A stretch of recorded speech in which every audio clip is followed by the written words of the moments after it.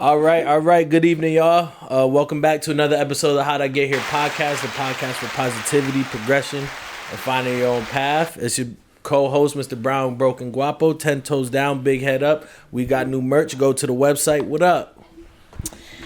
Doubling down on that merch. Yeah. Please go check out the merch on the website. You do not want to miss out. But hey y'all, it's Tuesday, so you know where I'm at.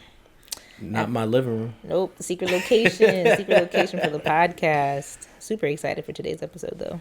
Very excited. And it's your boy Spence, King Aquarius, Mr. 20%, Faux Dog, if you know, you know.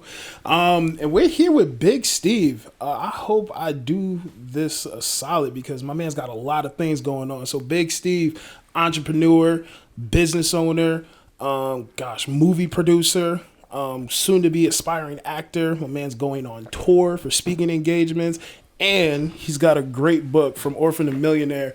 Personally read it. It was riveting. Kept me on the edge of my seat. I read it in one shot. I loved it. So, Steve, welcome. Thank you. Thank you for having me, guys. Yeah. Thank you. Keep doing the back. Go ahead, bro. You got say what up to the people.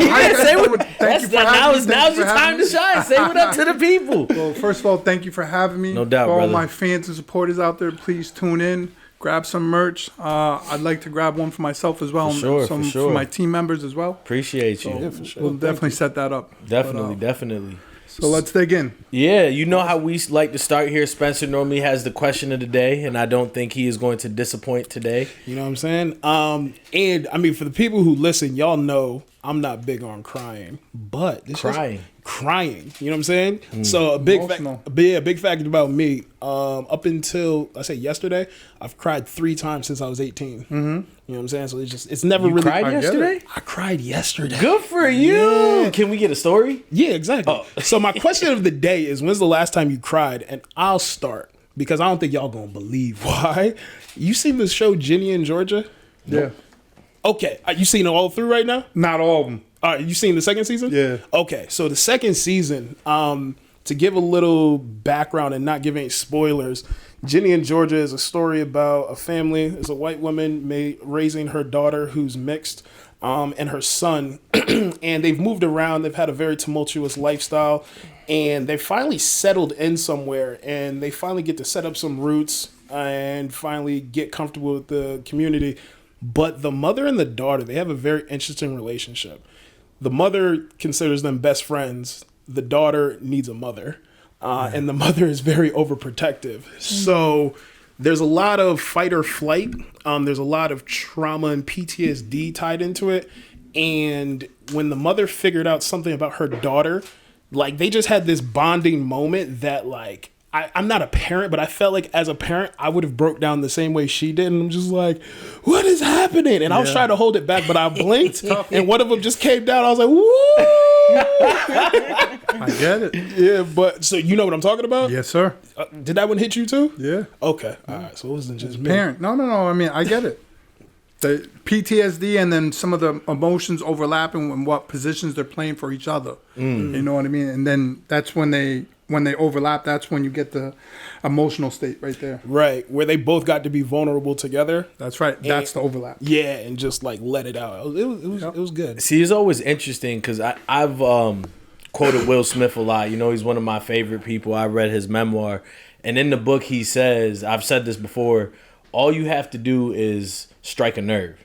And things like that, you know, in cinematography, you didn't even know why, but it was like, oh, this is hitting me. Yeah. The show All American, I've watched that through and through. I probably cried every episode. Really? Wow. Okay, maybe I'm being a little dramatic, but frequent and often, and whether it was like hitting the emotion of you know, my athletic background or my coaching background or working with kids, like every episode, and I'm watching on the couch back when I used to live with Drew, and I'm like, if he walk in here right now, catch me crying at this, like, oh boy, oh yeah. I get it though. Yeah, no, and I think the last time I cried probably, I think it was like late January. And obviously crying is an emotion, but it was things overlapping each other where I just started to reflect. And it wasn't a sad cry, but it was like one of those like I've come a long way, and there was Progression. it was progression. It was like overcoming, and then some of it was like, damn, I really was over there. Yeah. You know what I mean? And kind of just like reflecting on a lot of things that were going on. It hit me. But I'm also Puerto Rican and a Libra, so me crying is an often emotional. That's all right, though. That's all right. I got no shame. I come up to you, boogers and all, like that's what it is. I ain't gonna wipe it on you though. Don't worry, Big Steve. You good? You said not the blazer. Right. No. I will personally find you a tissue. Here's a handkerchief, bro. Where did you find that from? Right. Ash, when's the last time you've cried? It's been a while, but I would say the last show would definitely be. I don't know if anyone's watched This Is Us. I know what you're talking about. Yeah, I've so- heard of it, but I haven't watched it. That show is really touching, and I think just again the plot line behind it all, but just like the way the just overall directing of it, I think like they truly did an awesome job of taking you back to certain moments and then connecting them to like real life moments. And I love just movies, TV shows, anything of that nature, because I love to see a character development. Like I want to grow with you in that show or that movie to see like from where you started to where you got to. You feel connected to the show. Yeah, so And the actor, actress. yeah, exactly. So that was, I feel like, the last show that made me cry any episode. I was just like, ooh, just shedding a tear. But I would say, though, probably around October, November, it just kind of came up to be like almost now going on the second year, maybe second and a half year of when my mom was diagnosed with stage 4 cancer. And just kind of like going through those motions of she's better now and getting her through those moments. But Still up and down. yeah, I think just like kind of going through those moments of realizing like, wow, like a whole year ago I was in a different place. Like mentally I was in a different place. Yeah, and just like, you know, bouncing back from when they say like, you know, you really take on that burden of taking care Family of someone. members. Yeah. So it's just like being able to now take the time to continuously pour back into myself and working on the things that I would like to do. But yeah, I think it's just understanding that it happened, and in that moment you're not always sure like where you're gonna go or how you're gonna be. But I think overall it definitely brought my mom closer, so kind of like connecting back to that show you were all talking about before. Me and my mom had a lot of those similar moments, especially when going through her moments with cancer and those things. And you know, I was put in a place that I feel, I'm 28 now, but at the time, you know, as a 25-year-old, like I was put in a position where I didn't know like if my mom was gonna make it, if not gonna make it. Emotions must have been Yeah, crazy. like I was doing a lot of different things. She has like her healthcare proxy, like all these different decisions. I was like, I just woke up one day and like I got the news, but you step up though. As a yeah, family and member. just like you know, and I think it's tough too because I'm an only child, so it's like I didn't have that sibling support to rely on. So it was also working through, you know, being able to rely on people and opening up to people and just saying like, you know, I'm not okay. So I think I'm now looking back, being able to say like, I can confidently say in moments where I'm not okay and ask for that help. I get it. I get it. That's So- strong too. That is Yeah. Takes a strength. lot of strength. Yeah. Yeah, that's growth, So- strength. Yeah. Yeah. How about you, Big Steve? Last time you cried? About a month ago, I'd say I had a few tears. Going through a situation with my youngest son. Haven't been able to, you know, see him or speak to him. Now I have to go to court. I want to resolve that. I want to be in my son's life, and not speaking to him or seeing him every day. That hurts me in a different way. It's a different kind of a pain. Right. Being a father, and then yeah, that was a few months ago. But every now and then I'll tear up on a weekly because it's my son. I want to talk to him. I want to hear from him. Yo, you good? This and that, whatever. But every now and then I'll tear about my mother, you know, that she's actually gone this summer. It'll be about 5 years that she's passed.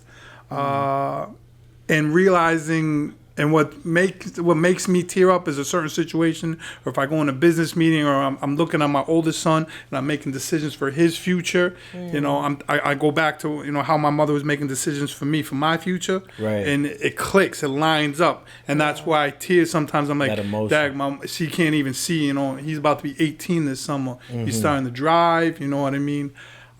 But she'd be really proud of him. You know what I Right. mean? Both my kids are honor roll students. I was an honor roll student. They don't rebel. I used to rebel a lot, as you read in the Yeah, a book. little bit. But so to answer you guys' question, the last couple months I've had a few tears from my mother, and then I tear about my son not being able to see him or speak to him. Right. But I stay strong on that. But sometimes I talk to myself and try to work it out because I have a lot that I'm doing, a lot of business decisions I have to make, and I'm responsible for a lot of families. So I got to make sure my mental's right so I can make the good, correct decisions Right. in a clear state of mind. Yeah. You know what I mean? It's interesting because I mean I'm not a father, right? But one thing that we have to learn growing up is like it's our parents' first time being parents too. That's right. You know what I mean? You being a father of That's two, right. it was your first time, and you Yeah. have two, right? Yeah. But you have obviously you were adopted, right? So it's like, okay, now they took me under into their house. Correct. So now I've got to learn what parenting looks like from them, and then you become a parent, and it's That's like, right. okay, now what kind of parent do I want to be? And your kids always grow up, and they're like, okay, I love my dad, but why? But why? And then they get older, and it's like we don't realize it's our parents' first time doing this. Well, for me, it's a little bit different because Okay. I was adopted. So my parenting is different. My relationship with my kids is different than the relationship I have with my mother that Right. adopted me and my father that took me in. They weren't my blood, so it's a different feeling. I'm not saying they didn't love me, but it's just a different feeling. And I hate to say it's the only people that are really going to understand that truly are people that are adopted or stayed with families Right. that weren't blood. Right. You know what I mean? But like I said, it's not more or less. It's just different. It's different. You know what and I'm it's not saying? right or wrong. It's just another way to do it, you know. Yeah. And kind of like bring that in because the book From Orphan to Millionaire, right? And it's right here, y'all. Where can they find the book? Everyone can get it online on Barnes & Noble, Ingram Sparks, Walmart. It's there. So, yep. So how often do you speak to the younger you to say I was here, from Orphan and now Millionaire to keep going or to overcome things? Oh man, I wouldn't say I speak to myself, but I do a lot of like daydreaming. And for years, I daydreamed about certain things I wanted to do in my life. One of the first dreams I wanted a family. That was when I was an orphan. I used to cry myself to sleep in the cot in the orphanage. I wanted a family. You know what I mean? I'm in a room full of kids, this and that, whatever. There's no love. It's just survival of the fittest. Right. So, God blessed me to being adopted. So that was the first thing, I envisioned. Boom. Oh my Family. gosh. Then now after, I get situated, then I start having other thoughts. Okay, what do I want to do when I get older? You know what I mean? How am I going to, transition? I want to have friends. I want to fit in, But now as a grown man, I go back, I think about the thoughts that I had, and then I think about, did I execute that? Because that's me staying true to myself. All the goals and things that I've done, a trucking company, nightclub, I had a landscaping company, I had an online business. I'm in the process of purchasing apartment buildings, franchise. I flip houses, I flip condos. I've done everything on the list, the to-do list. Boom, one at a time. You know what I mean? And then now at the age I'm at, it's not really about me checking things off the list. It's me helping the loved ones around me check the things off on their list. Right. You know what I mean? So it's a different thing. But I do look at myself as far as the thoughts and where I'm at and what have I've accomplished, But now, like I said, at the age I'm at, I look at things and I absorb things differently. Still the same eyes, but I got a different focus point. Right. So It's interesting you say that because in reading the book, I saw there's a lot of underlying messages. So resilience, perseverance, and I would say, actually, let's give me a question for later. But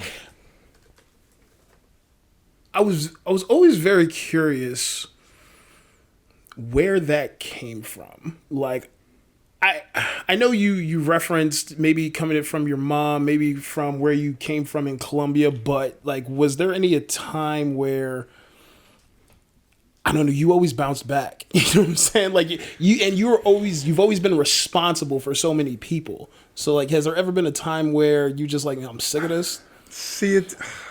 That's a tough question. Well, the resilience and the being able to bounce back, that came from the fight or flight after losing my parents in front of me. So that was more of like a chip on my shoulder. Dang, they're gone. I'm here. I got to do something great. Like if I don't, I feel like I'm letting them down. And it was many years that I had to, have conversations with, therapists and then my parents, like, it's okay to be regular, but that's other people telling me when your family wasn't, taken out and you're the last one. So for me to answer your question, that's what gave me the perseverance or the resilience. Like when I was a young kid, what are you gonna do? Put me in timeout? Psst, nothing. What? You're gonna detention? Psst, nothing. What? You're gonna arrest me? Psst, nothing. Right. What? I'm getting life in jail? Psst, that's nothing. I got food. I got a bed. What? You crazy? That's a vacation. Thank you. I was gonna say, yeah, jail compared to the orphanage is probably like No, but what I'm saying is that's how I felt after losing everything Right. you cared about. Oh, okay. So I compared it to that. It wasn't until I got older that that when how do I say this? When I was younger, I was rebellious and doing stuff because I didn't know how to handle those emotions. Yeah. So I was doing stupid things. I was robbing. I was stealing cars. I was doing stupid things. And that's when in my book, and I don't know if you know, my father gave me love. Yeah. This young boy needs love. Right. Now people don't realize this, but my mother actually wanted to give me up for adoption 2 times. Facts. Because she didn't know what to do with this young boy. He was troubled.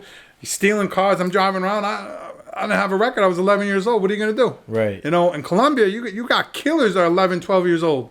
You know what I mean? Marking people. How you steal a car with a can opener? Oh, man. By the way, we are not encouraging that. Like, we just curious. That's At that stage in my life, I just wanted to get attention, to be honest with you. And it was just finding stuff around the house. I say, here, what can I do with this? Or what can I do with that? You know what I mean? And that's how it was. And it wasn't until my father really had a one-on-one with me. He's like, listen, you're going to find a way to channel those emotions that you got. Right. And that's where it really built me to go more towards the business aspect and, in learning. Yeah. And that's when they guided me. When they found out when I was selling the candy bars and coming home with $400, $600. You know what I mean? A little 8, 9-year-old kid. I could do something. Yeah. So, but I was blessed though. They guided me. This is what's very important for all the parents out there. If your child, whatever they're, little boy, little girl, whatever they're good at, push them so they're their best little boy, little girl they are. That's your job as a parent. And that's what my mother and father did for me. So they pushed me into the business aspect. And a lot of times, like me working in the school system, those kids that are getting into fights, stealing stuff, whatever, that's like you said, a cry for attention. They don't know it though, but see, the thing is, some people can understand that. But if you pull them away out of that situation and just don't even talk about whatever situation they did and be like, listen, how's your father doing? That's it. He might not even, the young boy, the young girl might not even respond to you and be like, ooh, that. But you don't tell them that. They just want to be seen. Yeah. And that's what like a lot of kids, and especially I bet in your situation, you had seen so much. You just wanted to be treated like a human. That's it. Not a 8-year-old, a 10-year-old, or a 6-year-old. Nah, at 8 years old, I've seen more than you will probably see in 80 years of your life. Yeah. And especially, inner city kids, a lot of people don't realize they just want to be treated like humans. That's because true. They need that love that you were talking about, Yeah. Yeah. And it's tough that a lot of people don't get that because they're thinking more about themselves than the actual person or the kid. And you, like you said, you were blessed that you had parents that saw and got that. Well, it wasn't easy at first. Like my father, like I'm about to say his dad. My father was that way because how do I say this?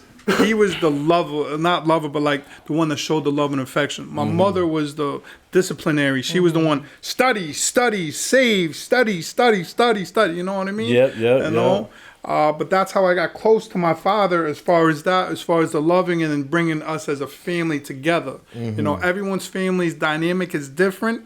And that's okay, but you got to find out what works for you. Right. You know what I mean? You could be working and your husband staying at home, or your husband working and you staying at home, but you got to make that balance for you.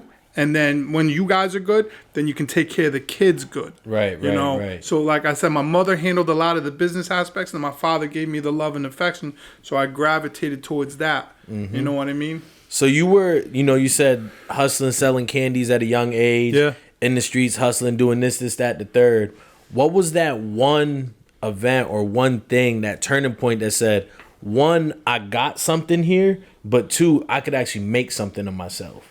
That was, to be honest with you, when I was selling the candy bars. Yeah. When the first customer, it's weird. It's like I had a Jiminy Cricket on my shoulder. This one, you know, the coach says you got to sell for $1, and this guy over here saying, there's no one watching me. I could tell them whatever. That first customer, you're like, am I going to get away with it? So listen, the candy bar is $5. They give me $5. I go, oh shit! At that moment, that's when it kicked in. I got something. Yeah. No one was around me, but that was the internal battle, I so to say. So then, when did you decide? Because I remember 7th grade, right? 7th grade, I was getting in trouble all the time, and I have undiagnosed ADHD, but I'm telling you, I got ADHD. And in middle school, I did not stop, whether it was talking, moving, whatever the case is. And I remember we had a tournament, and big tournament, I think it was in like North Carolina or something. And I had got in trouble that Thursday. We were supposed to be leaving Friday. And my mom said, yeah, you're not going. I said, no, I'm going. She said, excuse me? I went to church that whole weekend. And one thing about me was just like, 12, 13 was around the age when soccer was starting to get serious. Yeah. So I really didn't have to go to church as much because I had games Saturday, Sunday, you know what I mean? Yeah.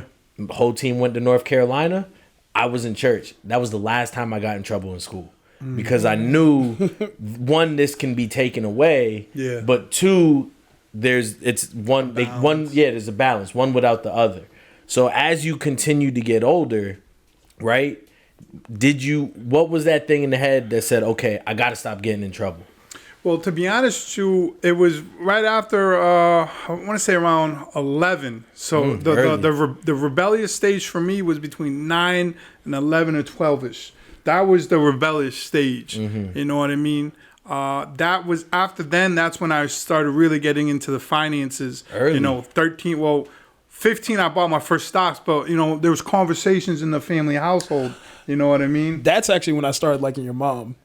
So, no, because I'm a finance guy, right? So like she told him, hey, you put $500 in, I'll match it. Yeah. What? Right. But see, what he's not realizing is the whole conversation. So she saw my talent. So that's why her guiding it. Gotcha. That's that right there. Yeah. So the guiding it. So if I rake leaves, I get X amount of dollars. Oh, so you're gonna match it. So then that's when the behavior starts changing, and it starts turning into a pattern. Yeah. And then when I get my first job, was at Filene's. Then it's the actual implication of what you're learning. Right. You know what I mean? I had to give her my check. Out of my check, half of that went to her. Half of that was into savings, and a quarter of that was into the stock market. And it was like that. That was the beginning of, you know what I mean? And I'm like, okay. So did you realize that? Like, I didn't realize the magnitude. I'm a young kid. I'm like, Dag, I made $200. I'm hyped. Now where's my money? It's right. Gone. So what happened is that I got used to what's called delayed gratification financially. So what happened was I got used to, okay, if I made 200, I really got 100. You know what I mean? But you got to put money away and then invest some. You don't see that at first. And it's funny you guys say that because I think about it now, and I tell a lot of young men and women out there right now, I go, you're not going to see the savings instantly. It takes time. Right. You know what I mean? But see, they taught me young to do that, so by the time you get older, you'll see it. You know what I mean? Just like if you're young, if you remember when you're young, I'm not going to do this, and your parents tell you this and that. Now you're older, like, yeah, Mom, Dad was right. right. Oh, shoot. That one friend that they told you to not be around. They were right about it. They were right. But see, at the moment when you're the kid, you don't realize that. Right. So what I had to do is that they forced me. And that's, to be honest with you, that's why a lot of men and women are not successful nowadays, because they're used to instant gratification. Oh, yo, Steve, I got a good job. I'm getting 2 G's a week. I'm getting a new Mercedes. Yeah, and you still don't own your house. And you're still, your credit's low. That's the instant gratification rather than, all right, I got a good job. Let's be smart about it. Yeah. And then plan for the future. We were just talking about this. Literally, on Sunday. Yeah, I finished football practice on Saturday. And then when I finally talked to Jacob about it, I'm sitting there talking to my boys, and to me, so like when you were talking about sneakers, Jacob's a sneakerhead. I'm not a big sneaker person. Like, I just need something on my feet. Like, I'm cool. Yeah, I get it. my boys, they're like, nah, that's how I grew up. Like fresh feet is like a fresh fade, like a fresh fade, like a fresh haircut. Yeah, I get it. And I was just like, yeah, that's cool. And then they're telling me how much they pay for these sneakers. Oh boy. Yeah, and it gets to like the 250, the 3, the 4, and I'm like, y'all live in apartments. Like y'all y'all aren't really doing well for yourselves. Like you talk a big game, but you're spending hundreds of dollars on sneakers that like it just doesn't. Now, do you tell them that? Yeah. See, now I respect that. They don't want to hear it though. But see, that's the love that people need to hear, and that's why a lot of men and women are not successful because they're not being held accountable. Yeah. I'll be honest with you. A lot of people that used to work for me, they're angry with me because I tell them what you're doing. You're effing up right now. Yeah. You might not say it to your wife, your girl, your mom, your dad, but I'm gonna tell you because I want the best for you. Right. You know what I'm saying? I always say I'm not gonna be nobody's yes man. Like I'm gonna tell you what you need to hear. Not everyone can handle that, but that right there, you're absolutely right. And I do have a little taste for sneakers, which I've backed off a little bit, but I'm able to do that because I put myself in the position. Right. You know what I mean? But it takes time to do that. Yeah. Right? Whereas like they have probably small fortunes in sneakers, but need new cars or like, looking for new jobs and things like that. Check this out. At what point do you actually feel bad for them? I don't. No, I'm saying eventually you will. Eventually you will. You'll get past that stage when you get to a point in your life, and that'll be the separation. You see what I'm saying? Okay, so can you elaborate on that separation? Because we we talk about this, but you lived it. So the separations that happen is when you grow up with kids, and then when one starts doing really well in life, and you get older. Now what happens is let's go out to dinner. Oh, okay, so who's paying? Fleming's. Let's go. Okay, so if I pay, okay, no problem. I'll take us all out. I'll treat us next week, or we're going out to dinner. Who's paying? Who's next? So what happens is that separation begins. People don't realize it because with success comes envy and jealousy. Oh, wow. You know what I mean? And 50 talks about that as well. But yes, I've lived through that while making money young in the nightclub industry. These are my boys. No, my mother said it. She goes, they're not your boys. Right. Because if they were your boys, they would check on your kids. Is your family good? Oof. They're telling you you're good when you're at the nightclub and you're giving them drinks? Right. But then I was young. I was 25, 26. I'm like, I'm the man. These are my boys. No, they're not. There was only 3 things important to him back then. I don't know if you would have aired that on the podcast. No, you can tell. Oh yeah. So after he signed his. Oh no, actually, as he was signing the ownership to the nightclub, he said there's 3 things important to him. Yep. Making money, doing cocaine, and fucking women. I was straight, He's like, as long as I can do that, we good. But what I did was when I bought the nightclub, right, I had a conversation with my family, and they needed to know what my real intentions were. God forbid something happened, they got to be able to take care of me. Right. So I was honest with my business partner. He knows what's up. My attorneys know what's up. My family knows what's up. And that was it. As time went on, that changed. You know what I mean? But it was always a conversation. That's why I'm open and honest with my kids. This is pre-kids, too. Yeah, this is before. Yeah, this was before. I did have my first son then, but then that's when certain things started to change. When I came home, I changed my son's diaper, and my mother said, "You think that's being a good father?" That was her way of saying, "Steve, you effing up right now. Step up." Mm-hmm. And that hit me hard. She don't gotta yell at me. You're not, blah. Is that what a good father is? Damn. Yo, that hit me in the gut so hard. I never came home with the smell of liquor on my breath, holding my kids, nothing. Right. Snap of a finger, just like that. But see, like I said, that's when certain things started changing for me. You know what I mean? Because now I got a son to worry about. Now it's not just me in the nightclub life. I got to make sure he's good. Is my mother good? And then I lost my father during that time. So now I got to be the man of the household, take care of other responsibilities while taking care of certain family members. You know what I mean? Did you feel guilty when this separation is coming, right? You're starting to outgrow friends, because I don't even want to say losing, right? But these are you came up with them. You know what I mean? So did you start to feel guilty with that separation, or when you started to lose people? I don't feel guilty, to be honest with you. I feel upset. You know what I mean? Why are you not doing better? It's a little bit of that, but at the same time, I'm like, you guys don't want better for yourself? Right. That's the internal hunger. Yeah. You know what I mean? Like, I'm used to working 2-3 jobs. Like, if you're not where you are financially, you should not be watching the Super Bowl. You should not be out drinking or partying. If you're doing that, that tells me everything about you. Right. You know what I mean? And that's how I was raised, but some of my friends weren't raised that way. Right. So I love them for who they are, but it's different because I want the best for them. And what I had to learn as I grew up and got older is they have to want it. Yep. You can't want it more than they do. That's right. And that's where the separation actually really happens. So the phone calls are a little bit less. Right. Or we don't hang out as much. Like, I'll be honest with you, I got a best friend, George. He says, yo, Steve, I just want to grab some wings and a couple drinks. No business talk. And I'm just like, see, I love that because he's being him. You know what I mean? Other guys that listen, if we're not talking about certain things about my kids, health, finances, don't call me phone. No, there's no reason to contact me. Right. But certain individuals, that's them caring for me. Yeah. But see, that's different though, because that's, how do I say this? That is them. You know what I mean? But everyone's different. Everyone's got to learn that at their own pace, and then also be able to deal with that amongst their own loved ones and their friends. Right. You know, because if you're going overseas playing soccer, your friends should be excited for you, this and that, whatever. You know, if you got a game maybe that's close by, yo, they didn't make it. Yo, you didn't make my game, bro? Like, what you know? But now what's happened? You're getting older. Maybe you have a wife, you got a girlfriend, you got a baby on the way.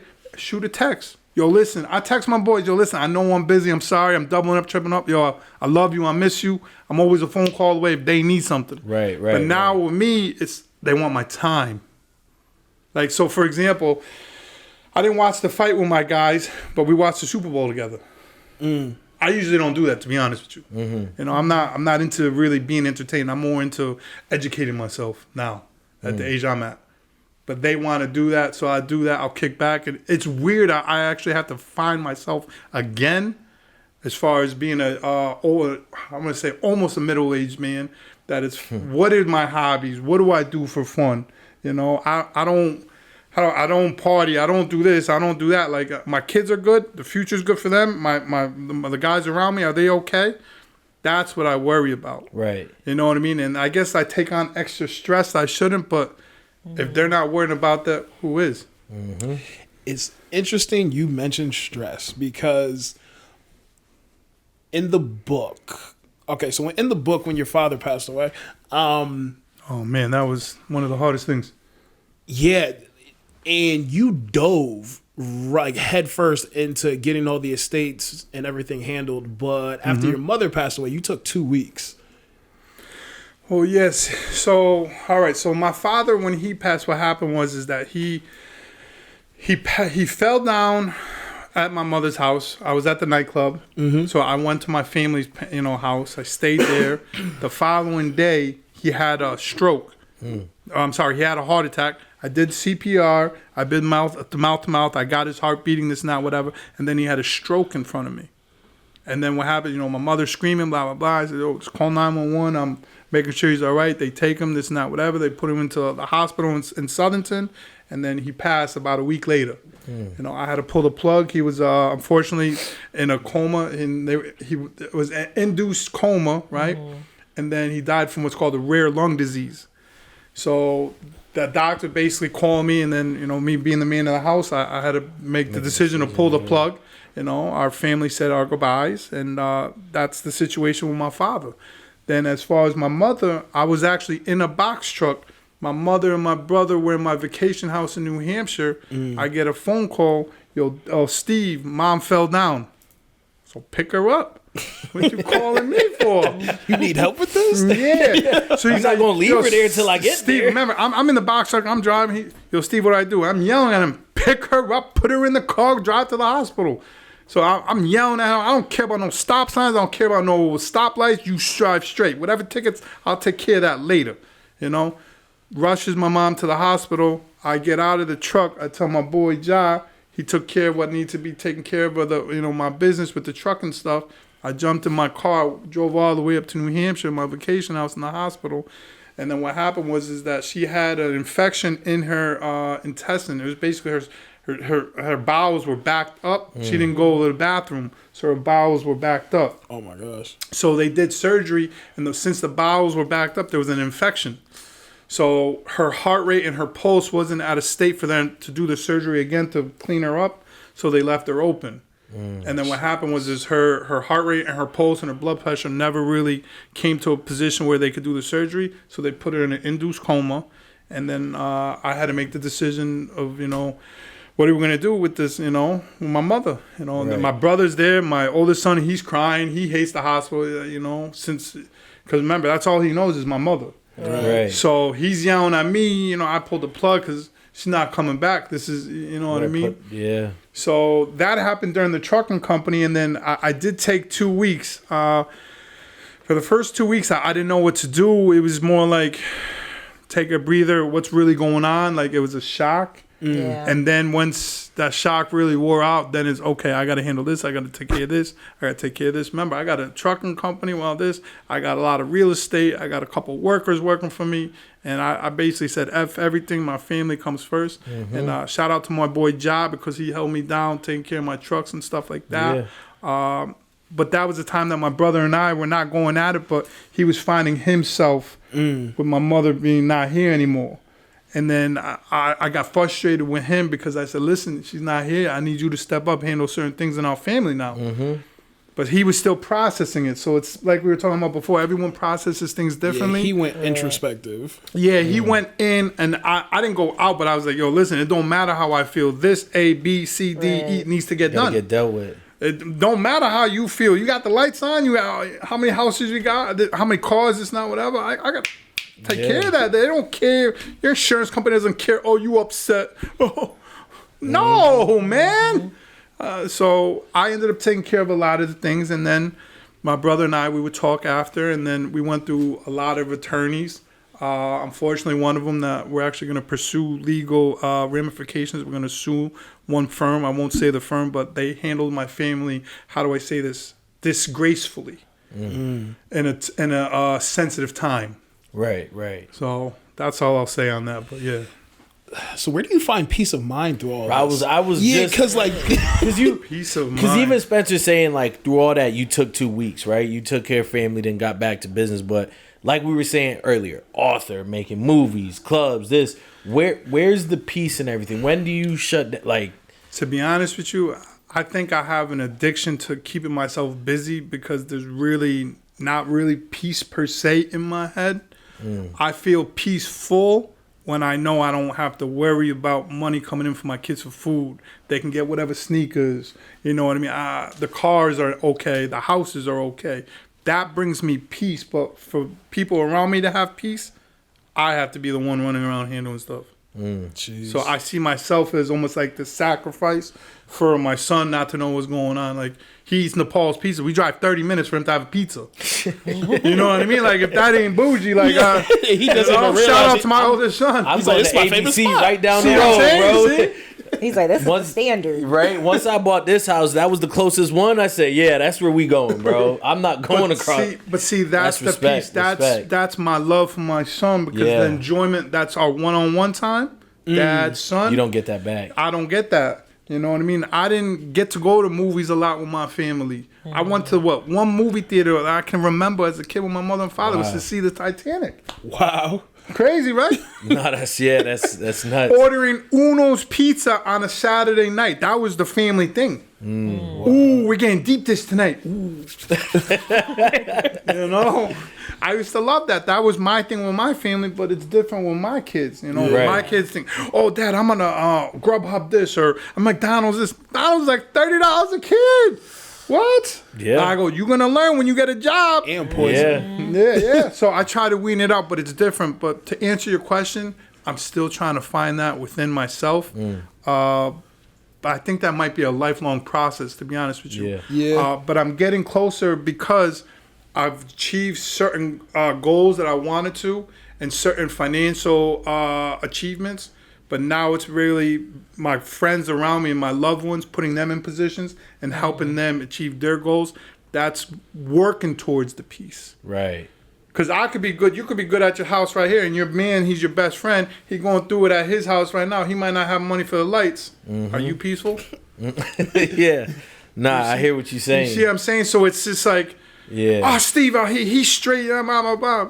People don't realize is that there's other things. It's just not about me. Right. You know what I mean? Now also worrying about my kids. They're being brought up differently than I was. Are they going to be okay when I'm not here? Can they take charge of a situation? As young men. Yeah. You know, my Yeah. oldest is 17, so I'm guiding him. I don't know if you heard when I was speaking at the networking event this past Saturday. So he's going to be working at the Bristol Boys and Girls Club, and then he's going to be managing the apartment buildings that I'm getting. He'll know that I own them, but the people around him don't know. I don't want them to know because I want them to treat him like, yo, get to work. Go pick that up. Go do that. Like, he needs to experience that. Right. And when I know that my kids can handle that, then I'll be at ease. Right. You know what I mean? It's like a foreshadowing of when you first started started back at the club. Yep. Like for the first year, no one knew you were the owner. That's right. Got it. So I did that. So we did. So when I bought the nightclub, I was 25, 26. So we did was, when I bought into the nightclub, we didn't want to make a huge announcement because I didn't want to scare a lot of the customers off. So my partner, Al, we came up with the idea that I'm just going to hang out at the end of the bar, shake hands with the guys. Hi, what's up, man? Flirt with the ladies. How you doing? You look nice today. And just do that for a while. And then what happens is the people just assume that you were involved. Right. Because if you make a bold statement, you be like, this is mine. If the customers don't like me, what do you think the business is going to happen? What do you think? Right. Tank quick. Right. So if I get a slow warm up to the people and they get to know who I am. Oh, that guy Steve, yeah, he's always hanging out over there. I don't know what he does. This, not whatever. I just know he's here. He cool. He's here. Yeah, he cool. He all right. You know what I mean? Yeah. You know. And then that's about a year in. That's when everyone I didn't really have to say it. You know. Yeah. So that's how I got introduced into the nightlife as far as being known as the owner. And that's what you're doing with your son, with the apartments. Yes. And I'm not doing it for the apartments. I'm doing for him for the understanding and the knowledge. Right. Because I could give him a lot of money, but the idea is for him to be able to not use the money I give him and go make other money. So he's always good. And that's transitional wealth. Right. That's the transfer of wealth. Because I don't know if you guys know anything about the Rockefellers or the Rothschilds. Usually it's the third generation that loses all your money. So if you make billions of dollars, not your kids, it's that next generation that loses everything. Because when you're not here and they're not using or implementing what you taught them, they don't know how to teach their kids, and that's when the money starts getting spent. Right. Yeah, I forgot how the saying goes. It's like my grandfather walked so that my dad could drive. Yep. So that I could, take a whatever fly, and then the next generation is back to walking. All right, so I'm gonna explain to you why that is. That's because they are not going through the struggles of really understanding things. So I'll give you an example. So what my mother used to do, so I was in a situation one time. So when I got out of the nightclub life, I had to pay a whole bunch of lawyers that were going through federal investigation and stuff like that. I got my car repoed.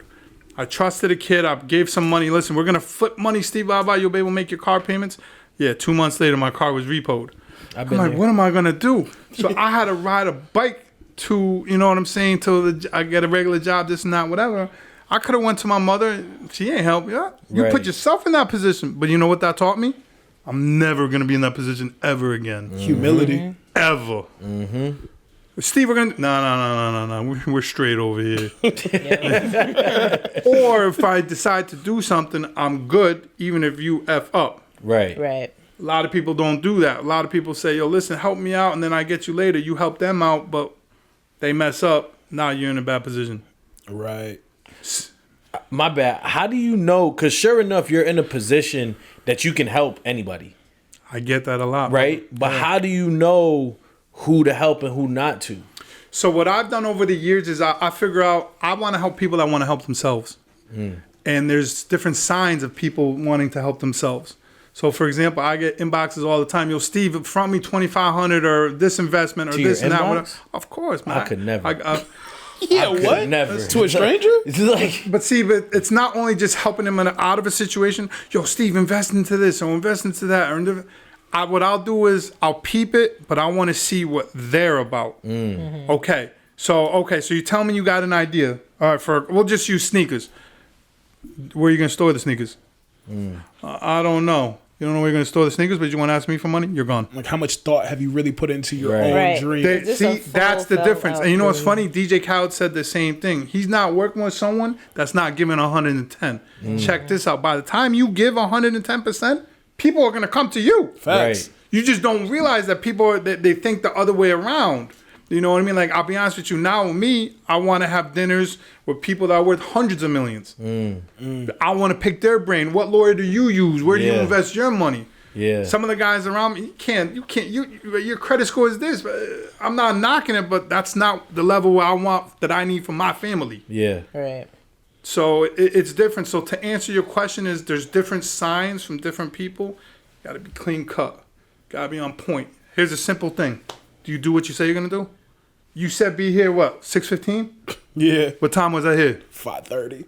5:35. I got to I was like, what? I just finished working. Yeah. He was like, yo, my bad. What house is it? To me, right there is everything. Yep. I have a lot of people, yo, Steve, invest in this. And they don't email me back. They're going to email me. You're done. Yeah. If you can't do those simplest things, what do you think's going to happen when there's a lot of money on the table? Right. You're definitely messing that up. Right. So, yeah, that's... Yeah, you have that discernment just to like be able to identify certain things that, like you said, naturally someone should be able to hold themselves, going back to that accountability. Like if they're not holding themselves accountable, you're not really allowing me to trust you. Like if I'm putting you in an accountable position, are you going to rise up to the occasion or you going to drop the ball? So that's the thing we have problems with, because to be honest with you, if you didn't take care of yourself, how are you going to take care of business with me? Now, this is why I'll be honest with you. A lot of the business deals that I do, I make sure that I'm in charge because I've won. I'm in the position because I've been winning. Yeah. Until I'm not. It's not bragging. It's just experience. Like, all right. So we'll give an example. Tom Brady in the Super Bowl. Are you going to believe him when he says, "Yo, listen, we're going to do a pass over there"? Yeah. Or are you going to listen to a guy that never been to the Super Bowl? Definitely the guy on TikTok. Right. Now, I'll be honest with you. Sometimes it's different. I'm not saying there's other athletes out there that can't make it happen, aka some men and women in businesses and doing whatever. But I'm not going to put my money on that. Right. right. But you learn that through At the end of the experience. day, and it's still an investment. And there are times you take losses, but you want to take as minimal losses in the minimalist way possible. And you know how you do that? So I'll invest into certain companies or certain people that I believe in the people. For example, in the book, you notice I invested into Under Armour. I invested into McDonald's. Apple. I understood who was running those companies, and I saw where they were going. I don't know what they're going to do. Look at them. Now we got an iPhone out. That made me a lot of money. Right. But people don't realize, I looked up the people who were running the company. They're going to do something big. And this had to have been back in like 2000. Bro, this is like years 98, ago. 2000. Oh, like even before then, though. Before Right. you even knew what a cell phone really was, the actual cell phone. And now Did the bricks. Where all you was playing Like, you was saw I Snake. had the Nextel flip up phone. Yeah. But it was during that time when I was in high school too, with the Under Armour. I was looking around. I was like, oh, we're at the gym, doing the sport. Dang, the U on the shirt. This dude got a U on it. Yo, Mom, what's this company right here? Looked it up, blah, blah, blah. Company named Under Armour. I don't know, Ma. I see it everywhere in my high school and the kids in the gym. Oh man, put some money up. Boom, boom, boom. Now we're in 2025. What, Steph Curry got what, $100 million deal with Under Armour? Right. Yep. See what I'm saying? Yeah. So I say that I research things on the people running the companies and then where I think the company's gonna go in the future. That's how I made a lot of my fortune. So I do have a question. My bad. So like I said, the book is fresh in my head because I just read it. Yeah. I think one of the moves that you made in the book really had me scratching my head is when you were about to pass down the club to an 18-year-old. Yeah. So basically what happened is that a young kid named Ian Bick, he came in, I met him, he was real young, he started doing team parties. Very successful. First team party, I think he maxed out the club. It was like 1,600, 1,800 kids paid. I had to have escort him home because I thought he was gonna get robbed. As he got older, next team party did more money. Next team party did more money. He had a quality about him about doing team parties, and that was his niche. And then what happened is that he went right and wanted to go with the 21 plus parties. You're not 21 yet. Stay in your lane, young buck. Right. And I think he took that a different way, and then he ended up not listening to my partner and I, and then ended up in federal prison. But now he's out. He has a successful podcast. Yeah, Locked In with Vic. Check him out. So basically, he went right when my partner and I went left. And unfortunately, he had to go through that as a young man himself. Like we were speaking about earlier, I can tell you a lot of things, but how you're going to feel in a situation is going to determine what actions you take. I can't teach you that. Yeah. He went right. Interesting. So what do you think, and I don't even know if, I don't really consider things downfalls, especially if like you bounce back, like I'm really big on resilience, but what do you think his biggest flaw was back then? Just not listening to counsel? He was very cocky. Okay. He didn't want to listen. And you can ask him too. He like I said, he's got a successful podcast. Unfortunately, he went right. But that I think that takes who you're around on a regular basis. Are you willing to be receptive and open to men and women that are actually in the field successful winning? Because everyone has an attitude. I'm winning. Okay, you're winning. So why do you live in the projects? Competing against who? Right. See, they're not going to actually tell you that, but they're actually living it. I've literally seen two women in the projects tell each other, "No, you the HORE," and the other one saying the same thing. And I'm looking at my boy. I go, "Do they realize they're in the same area?" And I'm not trying to be funny, but it's real. They're engulfed in the situation. All I'm saying is take yourself out and take another look at it. That's it. I did that being young because my partner told me to do that. You know what I mean? Don't get me wrong. There was times, F this, what, I don't agree with this, but I wanted to win more than so I was going to listen. Right. I have a question for you, Big Steve. So throughout your journey of success, because definitely, again, y'all need to read the book. There's some gems in the book. Y'all not listening, especially these young kids of today. Not trying to knock any of their passions, but I'm like, they need good structure, and they're just reaching for structure in different places that, like, you need to be guided properly in order to still be successful. But like you said, they're at that point where they're not ready to hear that. They're just like, no, like, I'm doing this. Everything's working out, so I'm going to go.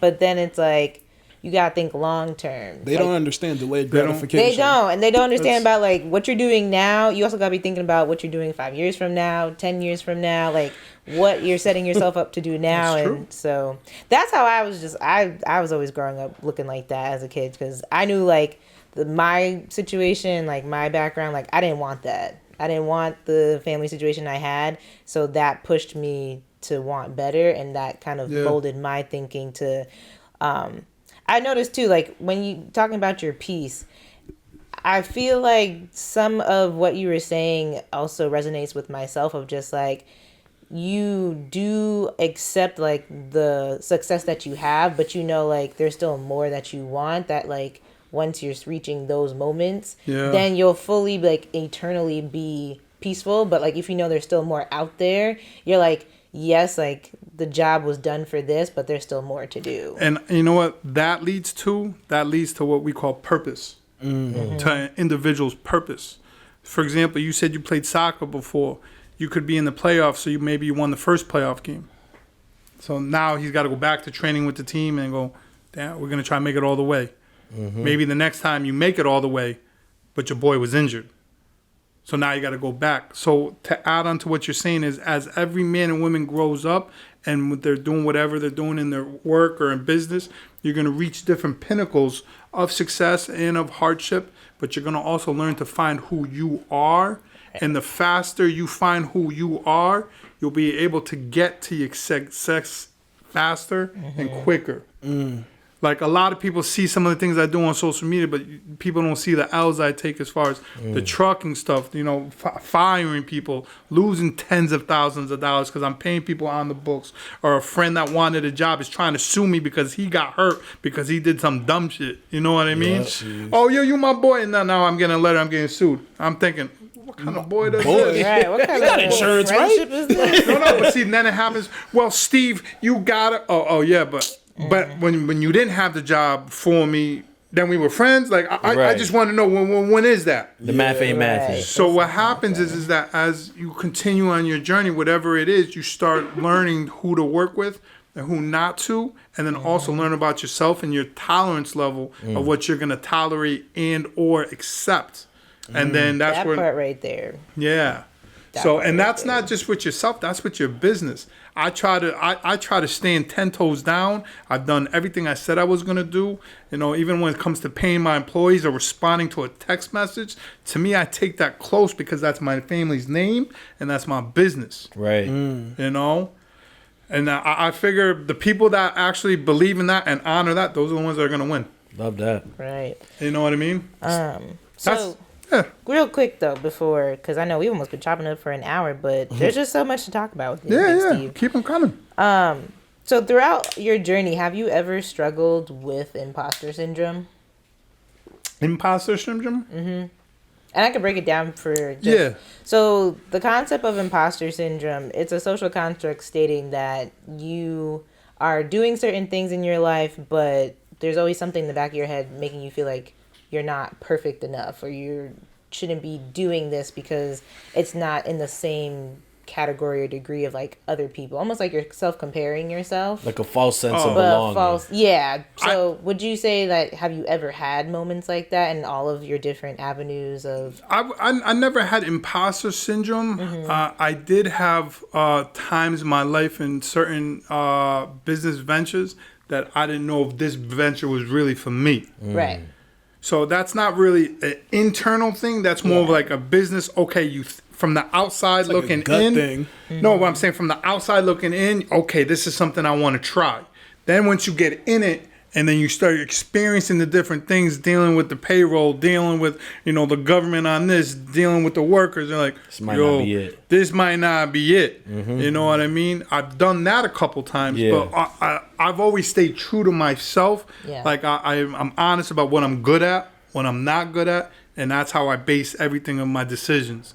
You know what I mean? I try to work on the things that I'm not good at, but I'm at a state now that I don't even think about that now. Right. If I'm not good at something, I'm paying someone to do that. Boom, done. Right.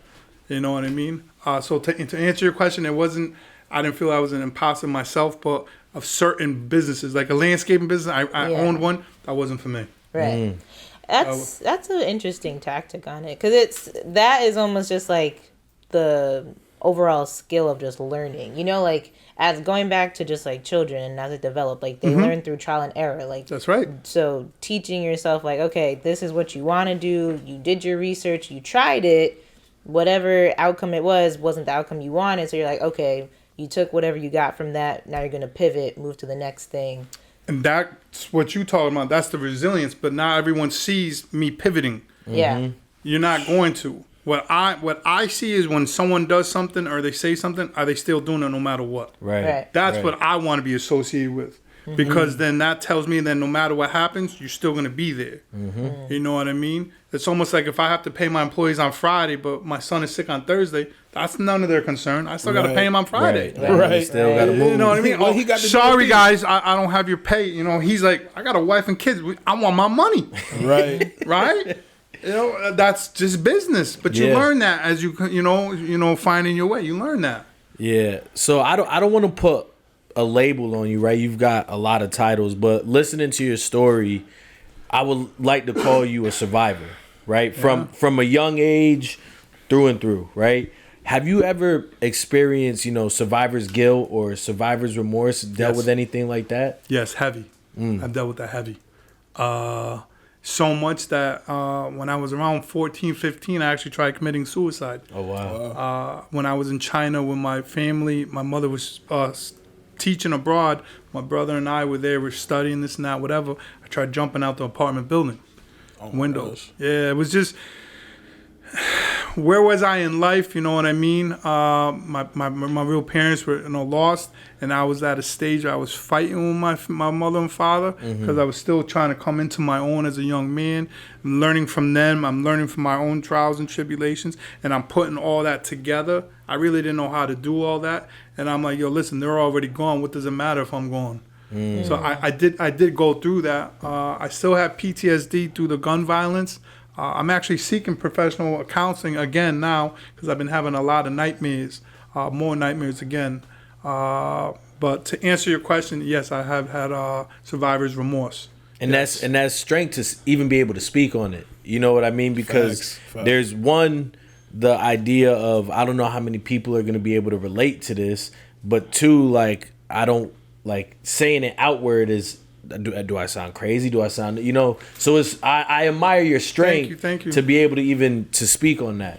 Well, what happens, I guess, for me is that, like I said, I'm at a stage in my life that I'm comfortable with certain things. Some things, it doesn't even faze me anymore. And I'm at a stage that I don't know if it's part crazy or part healthy, but I'm somewhere in the middle, like, it don't bother me, but it does, but I can't let it bother me sort of a thing, I notice that when I'm around my kids, you know what I mean? When I'm talking to them or something, business is happening over here, they got nothing to do with it. Does it go into your kids? I remember my mother and father. My mother used to yell at my father about work, this and that, whatever. But they never yelled at us because of their work. So, and I say this to all the parents out there: when you're working and you're stressed out, don't put that on your kids. That has nothing to do about your kids. You know what I mean? They're here, they're your kids, but leave your work at work. I know it's hard, but it's very important. And that goes into, the self-affirmations. Do good. Like when my kids in the morning, listen, have a great day at school. Try your best. Learn lots. I love you. You know what I'm saying? You're beautiful. Do great. Every day. Right. You know what I mean? That helps. Yeah, it helps. My mom told me at a young age I could do whatever I want, and I'm Yeah. like, you can do anything you put your mind to, and that's literally just Stuck with you. facts. 'Cause Yeah. I But can. see, that happens. It's the repetitive, and you don't even realize it's happening. But for me, I notice certain things that are not good for me. I have to stop because I'm interacting with my kids a little different.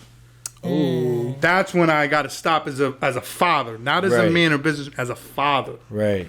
You know what I mean? Interesting. Yeah, no, that's really interesting, and it's actually been like listening to this whole conversation. There's Big Steve the dad, Yeah. Big Steve the club owner, Big Steve you know what I mean? Those are But titles. in listening to that, what you just said, you're able to differentiate the two. It's not you're- easy, but yes. but you're able to turn it Yeah. on and off, correct? yeah, to the best of my ability. Right, Don't get right. me wrong. You're not perfect. No. Nobody's perfect. I ain't gonna lie. Something. My son home. Dad, did he eat dinner? Psh, he'll be all right. No, don't call DCF. My kids are okay. Right. Listen, I'm a mandated reporter. You good, bro? I didn't hear nothing that. You already brought up Grubhub. Like, they know how to order. He's taught them to be self-sufficient at this age. Yeah. So we'll be good. But it's a different type of self-sufficient. But Right. like to really answer your question and to put all this in perspective is me being a business owner and where I'm at. I now recognize certain signs. If I'm too tired or if I'm overworking, not to put that on my kids. You know what I mean? Because they're innocent. They have nothing. Everything I'm doing is for them. Right. You know what I mean? Same thing with your partner, your girl or your wife. You know what I mean? If you have a bad day, don't yell on her. She's the nothing woman to you do love. with She them. got nothing. Right. She's there to support you, and vice versa. If the woman comes home and has a bad day, you don't yell at your man. Love on 'em. Yeah, love on each other, support each other, and that's how you guys grow. Yeah, And I yeah. only say that more because I'm a higher up in the aspects of dealing with certain things Right. that I can speak from it. You know what I mean? Tell you, read this. Facts, What? facts. So how did that book make you feel? How did the book make you feel? So reading, it's funny. So reading it, I grew up like you and I are probably 10 years apart, 9-10 years apart. So I was working at 18 up around the rocks.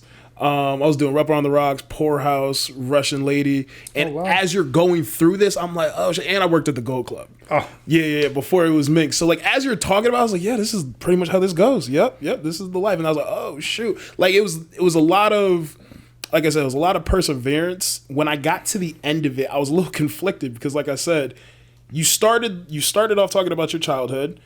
Again, very tumultuous, very you coming into yourself, even having to learn the language from scratch, even going back to Colombia to get your brother Mike, like, and that camaraderie that was built there from, again, gosh, selling the candies, from going to college, getting your business degree in 2004 from Southern Connecticut State University. It was very interesting and realistic. It was no fluff. There was no fluff. It was very raw. I wanted everyone to have the raw version of me. I didn't hold back on anything, and I really wanted you guys to see and feel my perspective while I was transitioning in different stages in my life. Yeah, you could tell. Like I could literally, like, the chapters have no names. That actually threw me off at first. I was like, this is 1 through 24. I did that for a reason. The reason why I did that is I want each person, they're gonna figure out their own transition. When you're reading it, you're gonna read it and accept it a different way that he will. Right. I didn't want people to open it up and say this is what it is. Right. Because when I read something, it's different than how you read something. Perspective, And I do that. Your perspective is different. And I do that with my kids too. When you make out certain points in certain books, this is why I love hearing how the book touched you or your perspective on it. Yeah. Because you're gonna have a different, how do I say, relationship to the book versus another individual. And to me, that's the beauty right there. And as I was reading, I was like, yeah, this needed to be wrote. Because, again, there's going to be people like myself or other people who've either been in the industry, grown up an orphan, or just people in the inner city who's like, oh, shoot, there's things that I can do. I could fall down. I could keep getting back up. But it all leads me to actually my final question for you is, what do you contribute majority of your success to? Because I have an idea after reading the book, but I'm curious what you would say. What do I contribute the majority of my success? First, I gotta thank the man upstairs. Okay, right answer. For my for keeping me alive and healthy. I was very blessed to be adopted by parents that gave me tools that are necessary to be successful. But to really answer that, for me it's a multiple question, because it's like I had to leave my birth family and then be raised by a different family. So it's a two-part thing for me. I'm grateful for being alive. Yeah. But I'm also grateful for being adopted and taught certain things from this family over here. Right. And that is, I think, what I took from the book is that you, no matter what position you were in, I mean, your parents played a big part of it, but you always had expert counsel in your corner. Whether it be your parents, whether it was Al and was it Lewis? Yep. Yeah. The village, like you were speaking on before. Yeah. I had a community. I had a community, but see, with me coming from where I'm from, I gravitated toward other like mentors, so to speak. That's why I asked you when you were talking about the sneakers of your boys, you're being honest with them. They don't realize that you keeping it 100 versus some guys that I know they'll lie to the boys. Those clean. You know what I mean? Yeah. So that's when the separation comes as you get older, really become a man or you really become a woman. You'll put your foot down on certain things and you stand on it. What do you stand on? You know what I mean? Yeah. So for me, I looked up to those young men and women because they were doing certain things and I just wanted to learn from them. So I gravitated towards them. Yeah. Well, shoot, we've been chopping it up a little over an hour now. Didn't feel like an hour, but a great conversation. It's always fun. The way we like to close out our episodes, we give everybody a 15 seconds of fame. So you could drop your plugs, talk about whatever you want to talk about in 15 seconds. We'll start with Spencer and with me, and then that's it. So. Cool. To start off, first, Big Steve, thank you for coming. It was great when we first met you at the event. Gosh, has it been 2 weeks? Going on 2 weeks. Yeah. Time has flown. It's gone. It was awesome hearing your story. I thought we were actually going to be interviewing you, so I had a bunch of questions ready for you. But that was great. Thank you for pulling up. It's not often that we have millionaires in the podcast studio. So, and with that, I would say my 15 seconds of fame is go after your dreams. Make sure you have expert counsel in your corner and have humility to understand that you don't know everything. Dropping gems. James, man. Damn. We need a bomb. Like, I mean, he learned in that book. See? I booked. He wasn't talking that last week. I know. Hey, yo. Go ahead, Big Steve. Oh, man. 15 seconds. It doesn't have It to could be be long. long. Yeah. First of all, Take as much. anything is possible. after anything is possible, go after your dreams. Don't say no. Don't take no for an answer, and then go 110%. That's it. I like that. Oof. These are usually I'm just the gem dropper, but it's nice hearing other gems being dropped on the podcast. And shout out Ash, because Ash takes all the minutes and the notes during the episode and is still involved. Yeah, just transcribing. So like we'll cut everything up and then we can send you specific clips. So I did make sure I cut some like really big clips of like you just speaking the truth. So we'll make sure. Shout out to you. No, facts. Yeah, like Ash is a gem. But I would say my 15 seconds of fame, huge thanks to Big Steve. Y'all, please read the book. Please read the Facts. book. I'm stealing that book from him. Yeah, I brought you guys a couple copies too. Oh, much love, Big Steve. But I got you guys 2 copies. Oh, appreciate it. But yeah, you guys can grab my book online at Ingram Sparks, Barnes & Noble, Walmart, and more. Yep. If you have any questions about the book or business, hit me up at bigstevebigmoves.com. You can check me out on social media, and then we'll go back to you, brother. Yeah, but my 15 seconds of fame is just learn how to pivot. You know, life has its own agenda, but you gotta learn how to pivot and pick yourself back up. Because if you really want it, you're gonna go get it. That's true. Yeah. Facts. Big Steve, thank you for blessing us, giving us your time, because I know your time ain't cheap, and like you said earlier, time is money. So appreciate you stepping in and blessing the house and blessing the podcast. The team, everybody, thank you guys for being here, because you know this dream started with me 5 years ago, and we've come a long way and still got long ways to go. And with everything being said today, my 15 seconds is just hustle, grind, and go after what you want. And with that being said, March 28th from 4 to 7 at the 333 Peruvian restaurant, we're hosting our first happy hour. So come down. Nice. You guys, this will air before then. We'll make sure of it. Yep. Come out, come chill with us, come show some love. There'll be specials, raffles, everything. Networking opportunities. Going to be some great, dope people in the building. And you guys get to see us in a different light. We ain't going to be up there, live episode. Just come spend some time with us. That's it. And the food is bad. The food is bomb.